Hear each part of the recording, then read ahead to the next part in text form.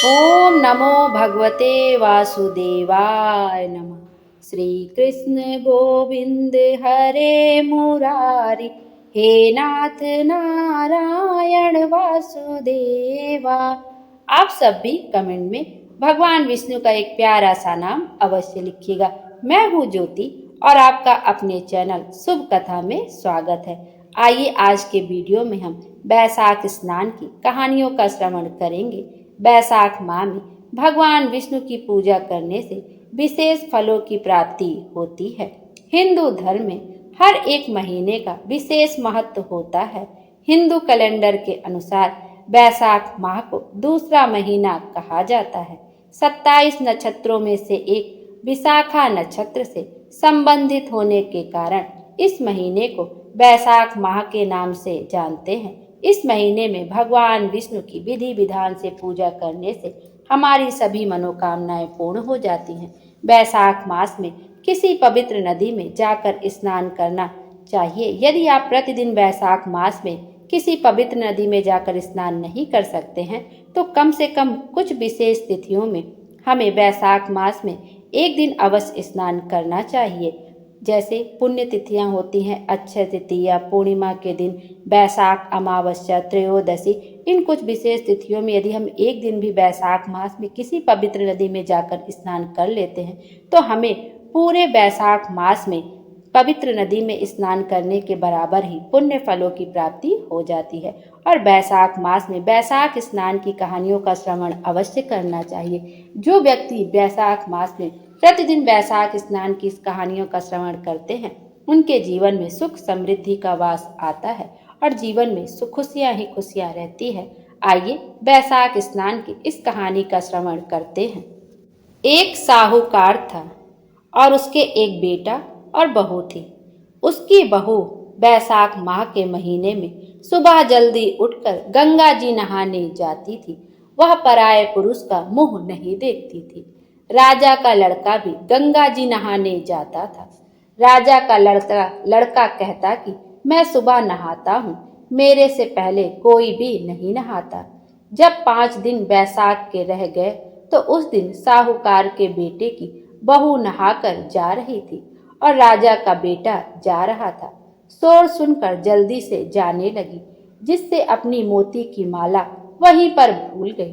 तब राजा के बेटे ने वह मोती की माला देखी तो देखकर कहा कि यह माला किसकी है जो इतनी सुंदर है, तो पहनने वाली कितनी सुंदर होगी। बाद में सारी नगरी में ढिंढोरा पिटवा दिया गया कि जिसकी यह माला है वह मेरे पास 5 रात आएगी, तब मैं उसको यह माला दे दूंगा। और खुद वहां तोते का पिंजरा टांग कर बैठ गया। सुबह साहूकारनी की बहू आई तो पहली पैड़ी पर पांव रखा तो बोली कि अगर मेरे में सत है तो इसे नींद आ जाए।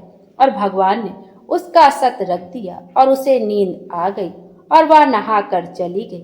राजा का बेटा उठकर बैठ गया और तोते से पूछा कि क्या वह आई थी? तो तोते ने कहा, हाँ आई थी। अप्सरा जैसी बिजली, होली जैसी झलकामड़ी, गुलाब जैसा रंग। राजकुमार ने कहा कि आज तो मैं उंगली चीर कर लेट जाऊंगा, फिर मुझे नींद नहीं आएगी। दूसरे दिन वह उंगली चीर कर बैठ गया। जब वह आई तो भगवान से प्रार्थना करने लगी। उस दिन भी राजकुमार को नींद आ गई और वह नहाकर चली गई। तब उसने उठकर तोते से पूछा कि क्या वह आई थी? तो उसने कहा, हाँ आई थी। फिर उसने कहा, आज तो बिना बिस्तर के बैठूंगा। और वह रात को बिना बिस्तर के बैठ गया। जब वह नहाने आई तो फिर भगवान से वही बात कही तो राजकुमार को नींद आ गई। जब वह नहाकर जाने लगी तो आंख बंद करके चली गई। राजकुमार ने उठकर देखा तो तोते से पूछा तो तोते ने उससे कहा, वह तो नहाकर चली गई। तो वह बोला, आज तो मैं आंख की अंगीठी रखकर बैठूंगा, जिससे नींद नहीं आएगी। और वह अंगीठी रखकर बैठ गया। साहूकार की बहू आई तो भगवान से कहा कि 4 रात तो निकाल दी, परंतु आज की रात और निकाल दो। भगवान ने उसका सत रख दिया और राजकुमार को नींद आ गई। जब वह नहाकर जाने लगी तो वह तोते से बोली कि पापी हत्यारे से कह दो कि तेरी 5 रातें पूरी हो गई हैं, इसलिए मेरी मोतियों की माला मेरे घर भेज दे। फिर राजकुमार ने तोते से पूछा कि क्या वह आई थी, तो तोते ने कहा कि हाँ वह आई थी और उसने अपनी माला मंगवाई है। तब राजकुमार ने सोचा कि वह तो सच्ची थी, उसका तो भगवान ने भी सत्य रख लिया। थोड़े दिन बाद राजकुमार के शरीर में कोढ़ हो गया, तो राजा ने ब्राह्मण को बुलाकर पूछा कि मेरे बेटे का शरीर क्यों जल रहा है। तब ब्राह्मण ने कहा कि वह पतिव्रता स्त्री पर बुरी नजर रखता है, इसलिए यह रोग लगा है। तब राजा ने पूछा कि अब कैसे ठीक होगा। तब ब्राह्मण ने कहा कि उस साहूकार की बहू को धर्म की बहन बना ले और उसके नहाए हुए जल से नहाए तो उसका कोढ़ ठीक हो जाएगा। राजा उसकी माला लेकर उसके घर गया और साहूकार से कहा कि यह माला आपकी बहू की है। बाद में राजकुमार बैठ गया और नहाया तो उसकी चंदन जैसी काया हो गई। जैसे साहूकार की बहू का सत रखा, वैसे सबका रखना। कहते सुनते हुंकारा भरते अपने परिवार का सत रखना। बोलो विष्णु भगवान की जय। विष्णु भगवान हम सब की मनोकामना पूरी करें और हमारे जीवन को खुशियों से भर दे। Thank you.